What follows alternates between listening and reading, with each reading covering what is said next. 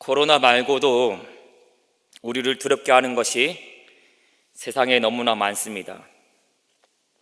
갈수록 치열해지는 경쟁 사회는 우리를 더욱 긴장하게 하고 힘들게 합니다. 한 해가 지나갈수록 건강도 예전과 같지 않습니다. 우리로 하여금 스트레스와 근심으로 가득하게 하는 일들이 매일 발생합니다. 그때마다 세상적인 처세술이나 사람을 의지하며 줄타기로 살아가는 사람들이 있습니다. 다른 한편으로는 절망하여 낙오되는 사람도 있습니다. 여러분은 어떠십니까?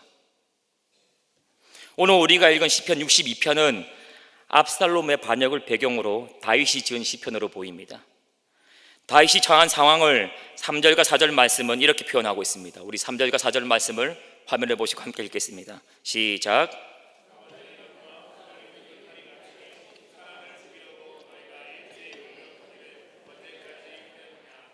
그들이 그를 그의 높은 자리에서 떨어뜨리기만 꾀하고 거짓을 즐겨하니 입으로는 축복이요 속으로는 저주로다. 아멘. 다윗이 처한 상황은 담이 넘어지고 울타리가 흔들리는 것 같으며 높은 곳에서 떨어지기 직전입니다. 다윗 주변에는 다윗을 떠받쳐 줄 것이 아무것도 없습니다. 언제 무너질지 모르는 위태로운 상태가 우리 다윗이 처한 상황입니다. 이렇게 넘어지는 담과 흔들리는 울타리 같은 다윗에게 대적들이 어떻게 하고 있습니까? 언제 무너질지 모를 정도로 위태로운 상태에 있는 다윗을 잔인하게 공격하고 있습니다.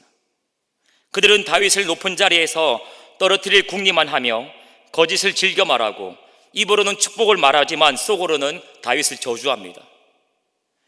자신의 아들 압살롬일 수도 있습니다. 압살롬과 함께한 다윗의 신하 아히도벨일 수도 있습니다. 그리고 앞에서는 다윗에게 아첨하고 아부하면서 뒤에서는 압살롬 편에 붙은 다른 많은 사람들일 수도 있습니다. 다윗이 왕궁에서 피신할 때 다윗을 따라오며 돌을 던진 시므이 같은 사람일 수도 있습니다. 그들은 입으로는 다윗을 축복하고 다윗을 따랐지만 마음으로는 다른 생각을 품고 반역하였습니다. 다윗을 높은 자리에서 떨어뜨리기를 꾀하고 거짓을 즐겨 말하며 다윗을 저주하였습니다. 여러분, 다윗은 지금 압살롬의 반역으로 절체절명의 순간에 있습니다. 가만히 놔둬도 금방이라도 쓰러질 담과 울타리처럼 심각한 위기 가운데 있습니다. 그런데도 다윗의 대적들은 잔인하게 다윗을 공격하고 죽이려고 합니다. 다윗이 믿었던 사람들조차도 다윗을 배신하고 다윗에게 저주를 퍼붓습니다. 이런 상황 속에서 다윗은 인간적인 방법과 처세술, 해결책을 찾기에 급급해하지 않았습니다. 다윗은 잠잠히 하나님 말을 바랍니다. 잘 아시다시피 많은 시편이 시편 기자가 처한 위기를 배경으로 하고 있습니다. 그리고 그런 위기 가운데 시편 기자가 하나님께 드리는 기도를 담고 있습니다. 시편 기자의 기도는 우리에게 여러 가지 삶의 문제와 위기 가운데 어떻게 기도해야 되는지를 가르쳐 줍니다. 그리고 또 위기 앞에서 우리가 어떤 태도를 가져야 되는지를 보여줍니다. 시편 기자의 기도를 통해서 우리는 단순히 어떻게 기도해야 되는지를 넘어서서 위기 앞에서 우리의 태도가 어때야 되는지, 신자가 마땅히 보여야 될 태도는 무엇인지를 확인할 수가 있습니다. 여러분, 다윗이 위기 가운데 한 것은 오직 잠잠히 하나님 말을 바라는 것입니다. 인간적인 방법과 해결책과 처세술을 찾기에 급급한 것이 아닙니다. 다윗은 잠잠히 오직 하나님 말을 바랍니다. 1절과 5절 말씀을 화면을 통해서 같이 한번 읽어보겠습니다. 1절과 5절입니다. 시작. 나의 영혼이 잠잠히 하나님만 바라며 나의 구원이 그에게서 나오는 도다. 나의 영혼아 잠잠히 하나님만 바라라. 무릇 나의 소망이 그로부터 나오는 도다. 아멘. 다윗은 이 1절과 5절 말씀에서 나의 영혼이 잠잠히 하나님의 말을 바란다고 고백하고 있습니다. 나의 영혼아 잠잠히 하나님의 말을 바라라고 고백하고 있습니다. 여러분, 다윗이 위기 가운데서 한 것이 무엇입니까? 위태로운 그 상황 속에서 한 것이 무엇입니까? 하나님만을 잠잠히 바라는 것입니다. 여기 나의 영혼이 잠잠히 하나님만 바라며를 히브리어로 말하면 아흐 엘 엘로임 뚜미야 나프시라고 하는데, 직역하면은 오직 혹은 확실히 혹은 확고히 하나님을 잠잠히 나의 영혼이입니다. 뭐라고요? 오직 혹은 확실히 혹은 확고히 하나님을 잠잠히 나의 영혼이. 오직 하나님을 잠잠히 나의 영혼이 무슨 말씀입니까? 잠잠히 그리고 확고하고 확실하게 하나님만을 바란다는 것이죠. 잠잠히 그리고 확고하고 확실하게 하나님만을 바라겠다는 것이죠. 다윗이 절체절명의 위기 가운데서 한 것은 오직 하나님만을 잠잠히 바라는 것입니다. 잠잠히 그리고 확고하고 확실하게 하나님만을 바라는 것입니다. 그렇다면 여러분, 잠잠히 하나님만을 바라는 것은 어떤 것일까요? 어떻게 하는 것이 잠잠히 오직 하나님만을 내 영혼이 바라는 것일까요? 하나님만 잠잠히 바라는 것은 첫 번째로 내 인간적인 생각과 계획, 다른 그 어떤 것을 의지하려는 생각과 계획을 포기하고 오직 하나님만을 의지하는 것입니다. 본문에서 잠잠이라고 번역하고 있는 단어는 고요함, 침묵이라는 뜻과 함께 체념, 포기라는 뜻을 포함하고 있습니다.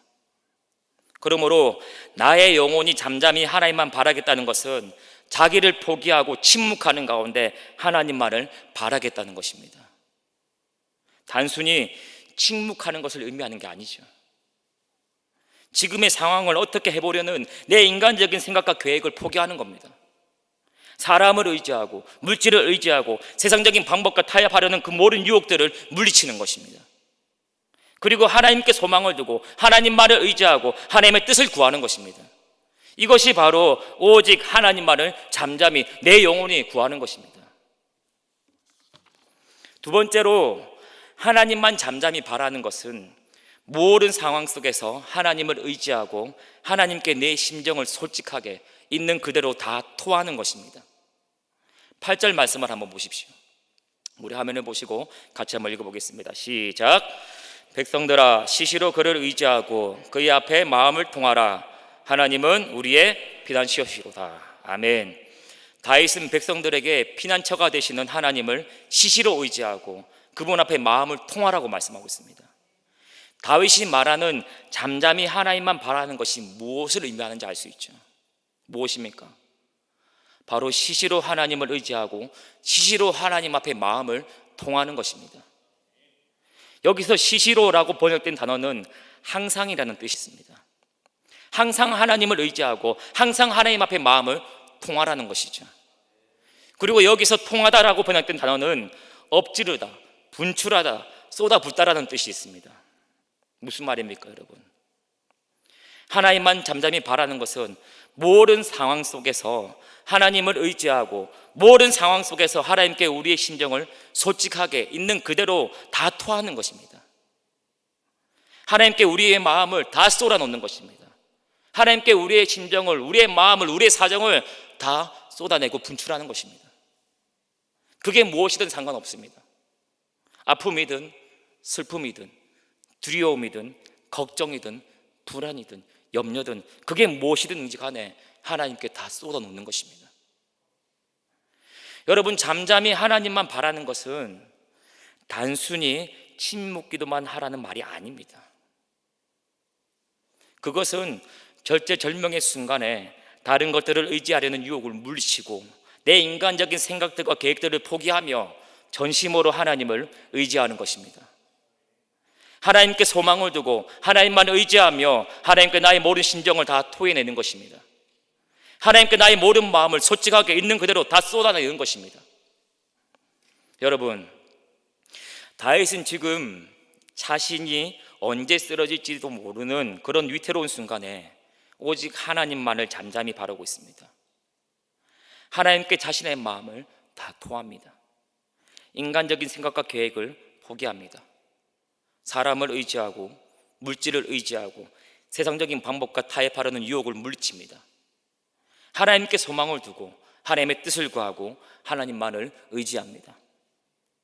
다윗이 이렇게 오직 하나님만을 잠잠히 바랄 수 있었던 이유가 무엇일까요? 다윗이 확실하고 확고하게 오직 하나님을 자신의 피난처로 삼고 구원자로 삼고 반석으로 삼고 요새로 삼고 하나님만을 잠잠히 바랄 수 있었던 이유가 무엇일까요? 사실 우리가 위기 앞에서 하나님만을 잠잠히 바라야 된다는 사실을 모르지 않습니다. 잘 알죠. 문제는 그게 잘 안 된다는 것이죠. 실제로 위기 앞에서 하나님을 잠잠히 바라는 것은 쉽지가 않습니다. 당장 어떻게 될지 모르는 그 불확실한 상황 속에서 하나님만을 잠잠히 바라기가 쉬울까요? 당장 눈앞에 보이는 쉬운 방법들이 있는데 그런 방법들을 다 포기하고 하나님께 내 마음을 통하고 하나님만 의지하는 게 과연 쉬울까요?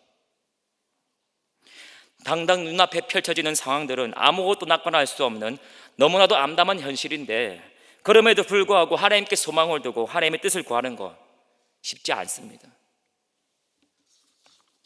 그런데 다윗은 어떻게 이렇게 할 수 있을까요? 가만히 놔둬도 금방이라도 쓰러질 담과 울타리 같은 그 위태로운 상황 속에서 어떻게 하나님만을 잠잠히 바랄 수 있을까요? 다른 게 아닙니다. 다윗은 들었습니다. 다윗은 하나님께서 어떤 분이신지 하나님께서 하시는 말씀을 들었고 그 하나님의 말씀을 붙잡았습니다. 우리 11절과 12절 말씀을 다 같이 화면을 통해서 함께 읽어보시겠습니다. 11절과 12절 말씀입니다. 다 같이 읽습니다. 시작.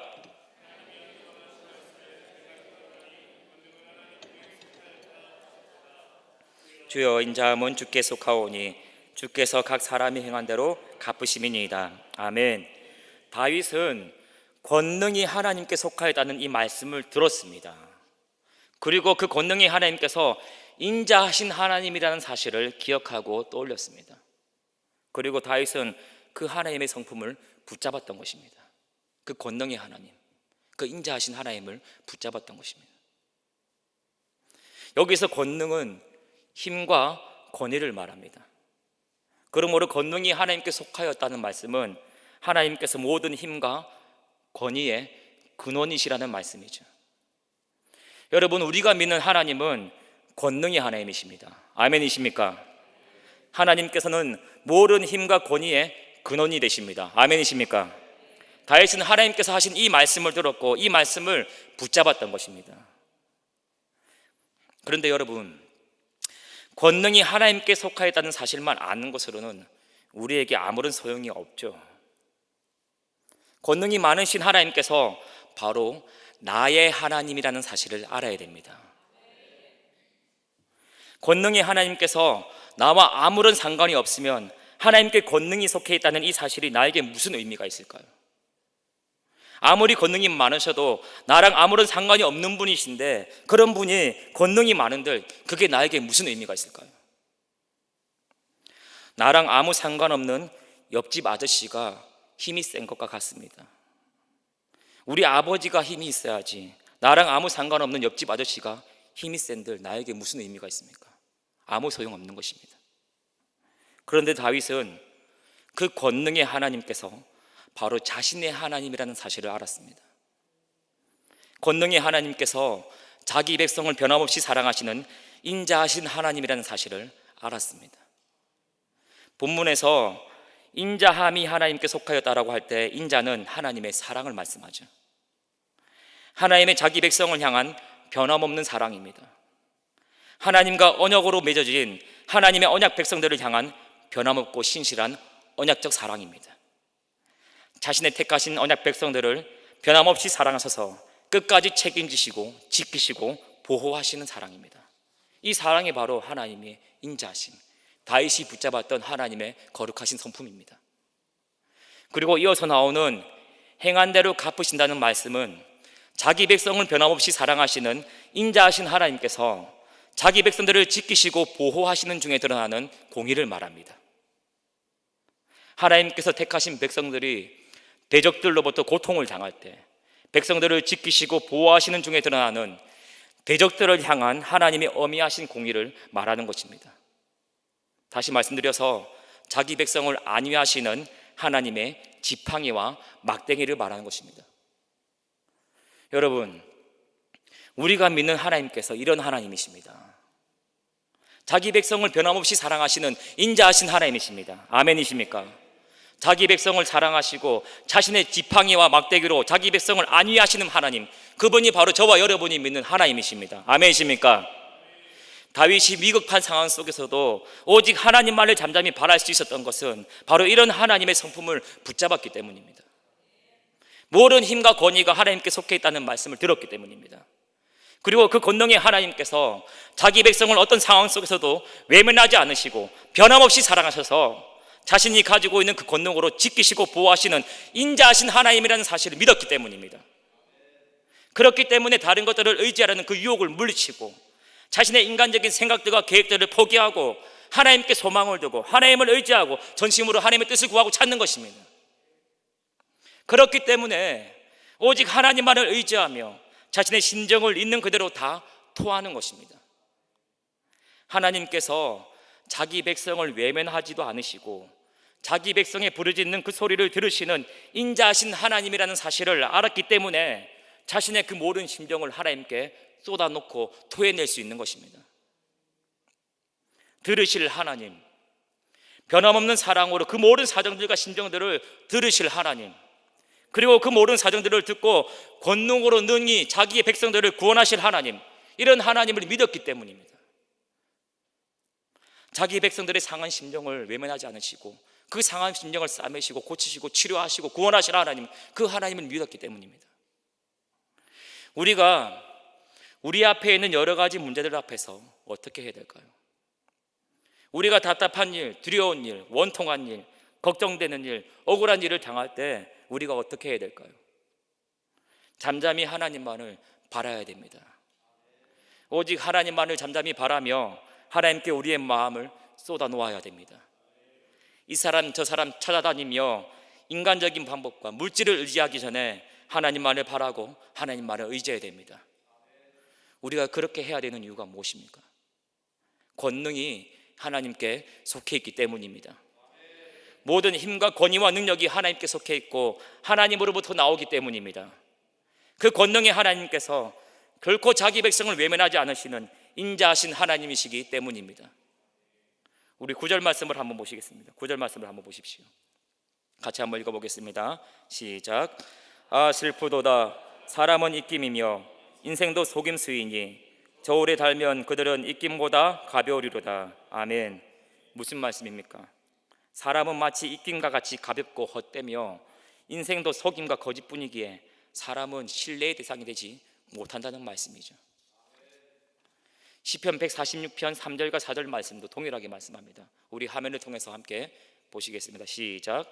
기인들을 의지하지 말며 도울 힘이 없는 인생도 의지하지 말지니 그의 호흡이 끊어지면 흙으로 돌아가서 그날에 그의 생각이 소멸하리로다. 아멘. 이사야서 2장 22절 말씀도 동일하게 말씀합니다. 같이 한번 보겠습니다. 시작. 너희는 인생을 의지하지 말라. 그의 호흡은 코에 있나니 새말가치가 어디 있느냐. 아멘. 반면에 우리 하나님은 어떤 하나님이십니까? 하나님은 인생과 같은 입김이 아니시며 권능의 하나님이십니다. 하나님은 인생과 같이 거짓된 분이 아니시며 신실하시고 변함없는 사랑으로 자기 백성을 사랑하시는 분이십니다. 계속해서 본문 10절 말씀을 한번 보십시오. 10절 말씀 다 같이 읽습니다. 시작.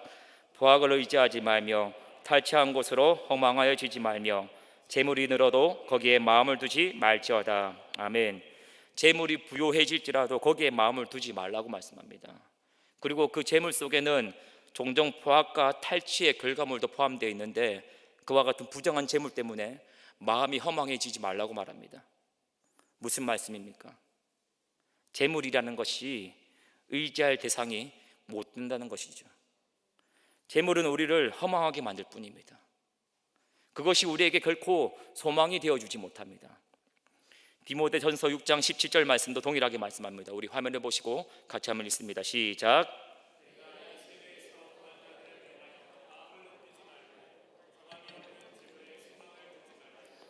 오직 우리에게 모든 것을 후히 주사 누리게 하시는 하나님께 두며. 아멘. 재물은 정함이 없고 소망을 주지 못한다고 말씀합니다. 반면에 우리 하나님은 어떻습니까? 재물은 정함이 없으나 우리 하나님은 신실하십니다. 재물은 소망을 줄 수 없으나 하나님은 능력이 많으시고 우리를 변함없이 사랑하시기 때문에 우리에게 충분히 소망이 되십니다. 우리는 입김과 같고 거짓된 사람이 아니라 하나님만을 잠잠히 바라며 우리의 모든 심정을 하나님께 솔직하게 다 토하고 하나님만을 의지해야 됩니다. 물질의 마음을 빼앗기고 허망해지는 것이 아니라 소망이 하나님께 있음을 믿고 하나님만을 의지해야 됩니다. 우리가 이렇게 확고하고도 확실하게 잠잠히 하나님만을 바랄 때 어떤 일이 일어납니까? 하나님께서 행한 대로 갚아주시는 겁니다. 잠잠하고도 확고하고 확실하게 하나님을 바라보는 사람은 때가 되면 하나님께서 갚아주실 것입니다. 자신의 그 권능과 사랑으로 구원하여 주실 것입니다. 다윗이 압살롬을 피해서 도망다니는 그 도피 생활을 마치고 어떻게 되었습니까? 다시 왕으로 복귀하였습니다. 우리가 믿는 예수님은 어떻습니까? 예수님은 털 깎는 사람 앞에서 잠잠한 양같이 불의한 재판장 앞에서도 잠잠히 여호와만을 바랐습니다. 이런 예수님께서 어떻게 되셨습니까? 부활하시고 승천하셔서 하나님 보좌 우편에 온 세상 만물의 왕으로 등극하셨습니다. 말씀을 맺겠습니다. 답답한 일, 두려운 일, 원통한 일, 걱정되는 일, 스트레스가 되는 일, 억울한 일을 당할 때 우리는 하나님께서 일하시도록 우리가 먼저 나서지 말아야 됩니다. 인간적인 무리수를 두지 말아야 됩니다. 잠잠히 하나님만을 바라야 됩니다. 세상적인 처세술이나 사람을 의지하며 줄타기로 아슬아슬하게 근근히 버티며 살아가서는 안 됩니다. 잠잠히 하나님만을 바라야 됩니다. 절망하며 낙오되는 것이 아니라 잠잠히 하나님만을 바라야 됩니다. 하나님께 소망을 두고 하나님과 마음을 통하며 하나님을 의지해야 됩니다. 오직 하나님만을 잠잠히 바라며 권능과 사랑의 하나님께서 일하시도록 해야 됩니다. 그렇게 할 때 하나님께서 분명히 선한 길로 우리를 인도하시며 선한 것으로 우리에게 갚아주실 것입니다. 하나님의 선한 때에 하나님의 선한 방법으로 하나님의 선한 것으로 우리 인생 가운데 값지게 가치 있게 풍성하게 충만하게 채워주실 것입니다. 이 시간 어떤 문제를 가지고 하나님께 나오셨습니까? 당면한 여러 가지 문제들 앞에서 오직 하나님만을 잠잠히 바라십시오. 사람을 의지하고 세상적인 방법을 쓰고 세상과 타협하려는 유혹을 물리치십시오. 오직 하나님만을 확실하고 확고하게 바라보십시오. 하나님께 소망을 두시고 하나님께 여러분의 모든 심정을 토하시며 하나님의 뜻을 구하십시오. 하나님께서 우리 삶에 하나님의 권능과 사랑을 드러내시기를 기도하십시오. 우리 하나님의 권능과 인자하심을 의지하며 하나님만 잠잠히 바라보실 수 있는 저와 여러분 되시기를 간절히 바라고 축복합니다. 그래서 하나님의 갚아주심, 하나님의 그 상주심, 하나님의 구원을 경험하시는 저와 여러분 다 되시기를 간절히 바라고 축복합니다. 기도하겠습니다.